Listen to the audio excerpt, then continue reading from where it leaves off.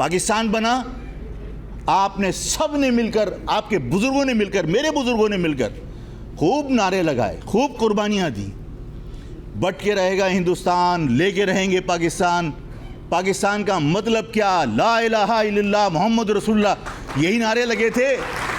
اس میں تالی بجانے کی کون سی بات ہے؟ میں تو دکھ کا اظہار کر رہا ہوں اس بات پر کہ ہمارے بزرگوں نے یہی نعرے لگائے تھے، ہمارے بزرگوں نے قربانیاں دی تھیں. ہمیں قصے بتائے جاتے تھے کہ ہماری ماؤں نے، بہنوں نے اپنی عزتیں بچانے کے لیے کنوؤں کے منہ بھر دیے، کنوؤں میں چھلانگیں لگا دیں. اس قربانی کا صلہ کیا ملا؟ اور قربانی دی کہاں تھی؟ کیا تحریک پنجاب میں چلی تھی؟ کیا تحریک سندھ کے اندر چلی تھی؟ کیا پاکستان کی تحریک صوبہ سرحد میں یا بلوچستان میں چلی تھی؟ بلوچستان تو پاکستان بننے کے بعد شرائط پر پاکستان میں شامل ہوا تھا. تحریک اگر چلی تھی تو آگرہ میں چلی تھی، دہلی میں چلی تھی، یو پی میں چلی تھی، سی پی میں چلی تھی، بہار میں چلی تھی، لکھنؤ میں چلی تھی، امروہہ میں چلی تھی. کیا پاکستان وہاں بنا؟ وہاں کے لوگ نعرہ لگاتے تھے کہ بٹ کے رہے گا ہندوستان، لے کے رہیں گے پاکستان. اور پاکستان کا مطلب کیا؟ لا الہ الا اللہ محمد رسول اللہ، اور بر صغیر 10 کروڑ مسلمانوں کے لیے علیحدہ وطن چاہیے. یہی نعرہ تھا نا جنہوں نے تحریک چلائی تھی. قائد اعظم کا فرض کیا بنتا تھا کہ جب تک تحریک چلانے والا ایک مسلمان بھی بھارت میں موجود ہے، اس کے لیے پاکستان کے دروازے کبھی بند نہیں ہوں گے. لیکن پاکستان میں لینڈ کرتے کے ساتھ ہی قائد اعظم نے کہا کہ وہاں کے لوگ وہاں کی حکومت کے وفادار بن کے رہیں. اگر مجھے یا میرے بزرگوں کو ہندوؤں کا غلام بن کر ہی رہنا تھا تو تحریک چلانے کی وہاں ضرورت کیوں پیش آئی؟ وہاں ان کے سر کیوں مانگے گئے؟ ان سے قربانی کیوں مانگی گئی؟ اگر ہمیں اسی طرح اپنے رانے درگاہ کرنا تھا، ہماری قوم کو ہندوؤں کے رحم و کرم پر چھوڑنا تھا، تو 10 کروڑ مسلمانوں کے لیے علیحدہ وطن کا نعرہ کیوں لگایا تھا؟ ہم اس فریب سے، اس دھوکے سے جو ہم نے نقصان اٹھایا، اس زخم کو بھی ہم نہیں سہ پا رہے. یہ دسمبر کا مہینہ ہے. اسی دسمبر میں محصورین مشرقی پاکستان کیمپوں میں گئے تھے. اسی دسمبر میں پاکستان 2 لخت ہوا تھا. حمید الرحمان کمیشن، اس کی رپورٹس پبلک ہونی چاہیے. پتہ چلنا چاہیے کہ بنگالیوں نے علیحدگی اختیار کیوں کی. پتہ چلنا چاہیے کہ کیا حالات تھے. میں اس بحث میں پڑھنا خود نہیں چاہتا. میں اپنی طرف سے کوئی بات کہنا نہیں چاہتا کہ کس نے ظلم کیا. میں یہ بھی کہنا نہیں چاہتا کس نے سازشیں کی. حمید الرحمان کمیشن میں نے نہیں بنایا تھا. اس کی جو بھی رپورٹ ہے پبلک ہونی چاہیے تاکہ لوگوں کو پتہ چلے کہ بنگالیوں نے علیحدگی کیوں اختیار کی تھی. بات یہ ہے کہ اگر وہاں لکھنؤ میں آپ اپنے لوگوں کو چھوڑ کے آ گئے اور یہاں سرحدیں بند کر دی گئیں کہ وہاں کے لوگ وہاں کے وفادار بن کے رہیں، تو کیا یہی عمل دوبارہ دہرایا نہیں گیا بنگلہ دیش میں؟ کہ بنگلہ دیش میں جنہیں آپ بہاری کہتے ہو، جنہیں باقی قومیں بہاری کہتی ہیں، میں انہیں اپنا بھائی کہتا ہوں، میں انہیں اپنا رشتہ دار کہتا ہوں. وہ میرے رشتہ دار ہیں، میری قوم سے تعلق رکھتے ہیں. وہ لوگ میرے رشتہ دار جنہوں نے پاکستان کی فوج کے شانہ بشانہ پاکستان بچانے کی جد و جہد کی تھی، جنہوں نے بنگالیوں سے اس بنیاد پر لڑائی کی تھی کہ وہ پاکستان سے علیحدگی اختیار کرنا چاہتے تھے. آپ پاکستان بچانے کی جد و جہد کر رہے تھے، آپ پاکستان کو بچانا چاہتے تھے، آپ پاکستان کی افواج کے شانہ بشانہ لڑ رہے تھے بنگالیوں کے خلاف. حقیقت ہے ہم سب سنتے چلے آ رہے ہیں تحریکوں کے اندر کہ کیا کیا ہوتا رہا. بنگلہ دیش کے اندر جتنے لوگ جو اردو بولنے والے تھے پاکستان بچانے کے لیے پاکستان کی افواج کے ساتھ لڑ رہے تھے. ہمارے لوگوں کی قربانیوں کا آج کوئی اس بات کا اظہار نہیں کرتا کہ پاکستان بنانے والوں کی قربانیاں پاکستان کے لیے کیا ہیں. آج ہر شخص ہم پہ شک کرتا ہے. آج ہر شخص اس پاکستان کے اندر ہمیں شک کی نگاہ سے دیکھتا ہے. ہمارے رویے اگر ترش ہیں تو اس لیے کہ ہمیں بار بار دھوکہ دیا. بنگلہ دیش کے اندر وہ لوگ جنہوں نے پاکستان کی افواج کے شانہ بشانہ پاکستان بچانے کی جد و جہد کی، نہیں بچ سکا پاکستان. میں اس بحث میں نہیں جانا چاہتا کہ کیا ہوا تھا. میں اس بحث میں جانا نہیں چاہتا کہ قصوروار پاکستان کی افواج تھیں. میں اس بحث میں جانا نہیں چاہتا کہ ذوالفقار علی بھٹو نے کوئی سازش کی تھی. میں اس بحث میں بھی جانا نہیں چاہتا کہ بنگالیوں نے کسی بھارت کے کہنے پر یہ تحریک چلائی تھی. پاکستان نہیں بچا، بنگلہ دیش بن گیا. لیکن جنہوں نے پورے دل کے ساتھ، جنہوں نے پورے خلوص کے ساتھ پاکستان کی افواج کے ساتھ پاکستان بچانے کی جد و جہد کی تھی، پاکستان کی فوج واپس آ سکتی ہے تو وہ لوگ جو فی سبیل اللہ لڑ رہے تھے اپنی قوم کو بچانے کے لیے, اپنے ملک کو بچانے کے لیے, وہ واپس کیوں نہیں آ سکتے؟ آج بھی ریڈ کراس کے کیمپوں کے اندر جانوروں کی طرح وہ لوگ زندگی بسر کر رہے ہیں. سندھی لکھتا تھا بہاری نہ کھپن, بہاری نہ کھپن, لاکھوں افغانی اس شہر کے اندر آ کر کاروبار کر سکتا ہے. وہ لوگ جو اس پاکستان کی معیشت پر بوجھ بننے کی بجائے اس پاکستان کی معیشت کا سہارا بن سکتے تھے, صرف اس بنیاد پر کہ وہ اردو بولنے والے لوگ ہیں, آج بھی 66 کیمپوں میں, ریڈ کراس کے 66 کیمپوں میں قسمہ پرسی کی زندگی گزار رہے ہیں. آج ان تمام تلخ حقائق کے بعد کہ وہاں پر آپ نے ہزاروں میل سے دور سے جانے والے پنجاب کے لوگوں کی مدد کر کے مقامی لوگوں سے لڑائی کی تھی, وہ لوگ واپس آ گئے. مقامی لوگوں سے لڑائی کرنے کے بعد پھر دوبارہ تمہاری گورنمنٹ نے, اس پاکستان کی گورنمنٹ نے ان محصورین مشرقی پاکستان سے کہا کہ بنگالیوں کے وفادار بن کر رہے ہیں, انہیں یہاں نہیں لایا جا سکتا.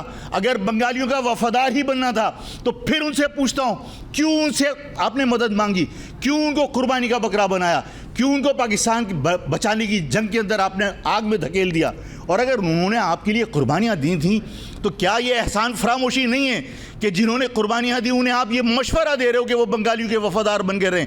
جن بنگالیوں سے وہ لڑے تھے, جن بنگالیوں کو انہوں نے آپ کے کہنے پر مارا تھا, آج ان کے وفادار بن کر وہ وہاں کیسے رہ سکتے ہیں؟ آج نہ بنگالی انہیں تسلیم کرتا ہے, نہ پاکستان کی عوام انہیں تسلیم کرتی ہے. صرف آفاق نے کہا تھا کہ وہ میرے رشتہ دار ہیں, میں پاسپورٹ جاری نہیں کر سکتا, میری مجبوری ہے کہ حکومت میں ہم نہیں ہیں. لیکن میں نے کہا تھا کہ اگر پاکستان کی گورنمنٹ یہ سمجھتی ہے کہ وہ پاکستان کی معیشت پر بوجھ بنیں گے, آفاق دوبارہ اپنے اس بات کو دہراتا ہے کہ آپ پاسپورٹ جاری کیجئے, آنے سے لے کر یہاں بسانے تک کا ایک ایک روپیہ آفاق بھیک مانگ کر پورا کرے گا, لیکن اس کے لیے ہم تیار ہیں. میں آپ سے جو عرض کر رہا ہوں, میرے لکھنؤ کے اندر لوگ پھنس گئے, امروہہ میں لوگ پھنس گئے, آگرہ میں لوگ پھنس گئے, یہ کہہ کر انہیں وہاں کا وفادار بننے کے لیے کہا گیا کہ اب پاکستان میں جو بھی آئے گا وہ ہندوستان کا پاسپورٹ لے کر آئے گا اور وہاں کے وفادار بن کے رہو. ایک دھوکے کے بعد دوسرا دھوکہ کہ پاکستان بچانے کی جد و جہد کر رہے ہیں, پاکستان کی افواج کے آگے چل کے لڑ رہے ہیں, نہر میں سے پانی نہیں پینے دے رہے, پہلے ہم پی لیں کہ بنگالیوں نے اس میں زہر تو نہیں ملا دیا. گلی سے باہر نکل رہے ہیں تو پہلے ہم نکل جائیں, ایسا نہ ہو کہ تم نکلو کیسے گولی چل جائے, اگر گولی لگنی ہے تو ہمارے سینے پہ لگے. ہم پاکستان کی افواج کو بچانے کے لیے وہاں لڑ رہے ہیں. آج سب مرد شہید ہو گئے, عورتیں بچیں, معصوم بچیاں بچی, معصوم بچے بچے, آج وہ بھی بوڑھے ہونے کو آ گئے. سب ریڈ کراس کے کیمپوں میں جانوروں کی طرح زندگی بسر کر رہے ہیں. ان کے لیے آواز کون اٹھائے گا؟ میں اس نشست کے ذریعے یہ بات حکمرانوں کو بتانا چاہتا ہوں کہ انتخابات فوری طور پر ہونے چاہیے جو مقررہ تاریخ ہے, لیکن اس سے زیادہ ضروری ہے کہ انتخابات فری, فیئر, ٹرانسپیرنٹ ہونے چاہیے.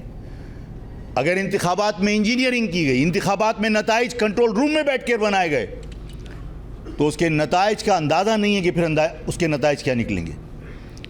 میں اپنے حکمرانوں کو کہنا چاہتا ہوں کہ اس وقت حالات دیکھو, پورا پاکستان اضطراب کی کیفیت میں, پورا پاکستان چاروں طرف سے دشمنوں کی سازشوں میں گھرا ہوا ہے. آپ افغانستان کے بارڈر کے اوپر حالات دیکھ لیجئے, آپ ایران کے بارڈر پہ حالات دیکھ لیجئے, آپ کشمیر کا ہائی کورٹ کا ڈیسیشن اٹھا لیجئے کہ کشمیر کے متعلق انڈیا کے ہائی کورٹ نے کیا فیصلہ کیا, اور ہم صرف نعرے لگانے پر اکتفا کرتے ہیں, ہم صرف ان باتوں پر اکتفا کرتے ہیں کہ پاکستان ایک انچ پیچھے نہیں ہٹے گا. پیچھے کہاں سے نہیں ہٹو گے؟ کشمیر بغیر کسی چوں چاں کے جو مقبوضہ کشمیر تھا اس کو انہوں نے سیٹلڈ علاقے کے اندر تبدیل کر دیا, اس کی جو متنازع حیثیت تھی اس کو ختم کر دیا. کیا کر لیا آپ نے؟ کہاں ہیں آپ کی حکومتیں؟ زمین پر زور سے پاؤں پٹکنا صرف کراچی میں تم لوگوں کا آتا ہے. سوال یہ تو پیدا ہوتا ہے کہ اس پاکستان کو جو میرے بزرگوں نے بنایا تھا, جس کے لیے بے پناہ قربانیاں دی تھیں, آج اگر وہ خطرے میں ہے تو اس وقت کیا یہ ضروری ہے کہ آپ تصادم کی طرف جائیے؟ کیا یہ ضروری ہے کہ اس وقت آپ عوام کو ان کے حق سے محروم کیجئے؟ یہ کہہ دینا آسان ہوتا ہے کہ فلاں کرپٹ, فلاں چور, فلاں چور. بات یہ ہے کہ اس پاکستان کے اندر ہر جگہ کرپشن ہے. کوئی ادارہ ایسا نہیں ہے جو کرپشن سے محفوظ ہو. لیکن اس کرپشن کے خلاف چاہے وہ پولیٹیشنز ہوں, چاہے وہ ادارے ہوں, چاہے وہ جوڈیشری ہو, احتساب کرے گا کون؟ کیا ایک کرپٹ کسی دوسرے کرپٹ کا احتساب کر سکتا ہے؟ اگر کوئی احتساب کرے گا تو وہ عوام احتساب کر سکتے ہیں جو ٹیکس دیتے ہیں, جس کے ٹیکس سے تمام اداروں کی تنخواہیں جاتی ہیں, تمام پاکستان کا دفاعی نظام چلتا ہے, تمام پاکستان کی مشینری چلتی ہے. صرف وہ عوام احتساب کر سکتے ہیں, اور وہ عوام احتساب اپنے ووٹ سے کر سکتے ہیں. اگر آپ نے غیر جانبدارانہ شفاف الیکشن اگر کروائے اور عوام کو اس بات کا اختیار دیا کہ کرپٹ لوگوں کو وہ مسترد کر دیں, بکاؤ لوگوں کو وہ مسترد کر دیں, سرکاری بیساکھیوں پہ چلنے والوں کو وہ مسترد کر دیں, تو یہی احتساب کا سب سے مؤثر طریقہ ہے. اور اگر آپ احتساب کے اس عمل کو اپنے ہاتھوں میں لے کر آپ یہ چاہیں کہ آپ کنٹرول روم میں بیٹھ کر فیصلے کریں کہ کون انتخاب جیتے گا, تو اس پاکستان میں احتساب کا عمل روک کر اس پاکستان کی بنیادوں کو ہلا رہے ہو آپ. اس پاکستان کی بنیادوں کو کمزور کر رہے ہیں آپ. اس پاکستان میں اگر کوئی سیاستدان کرپٹ ہے, اس کا احتساب صرف عوام کر سکتے ہیں اپنے ووٹوں کے ذریعے. آپ صرف اس بات کو یقینی بنائیے کہ کوئی دھاندلی نہ ہو پائے.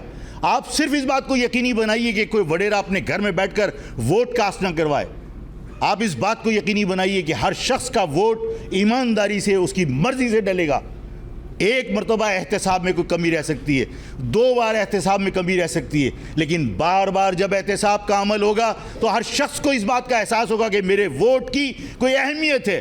لیکن آج جب تم اس بات کا احساس دلاتے ہو کہ دھوپ میں چاہے 4 گھنٹے کی لائن لگاؤ, فیصلے کسی کنٹرول روم میں ہوں گے, تو پھر ظاہر ہے لوگ انتخاب کو احتساب کا ذریعہ نہیں سمجھتے.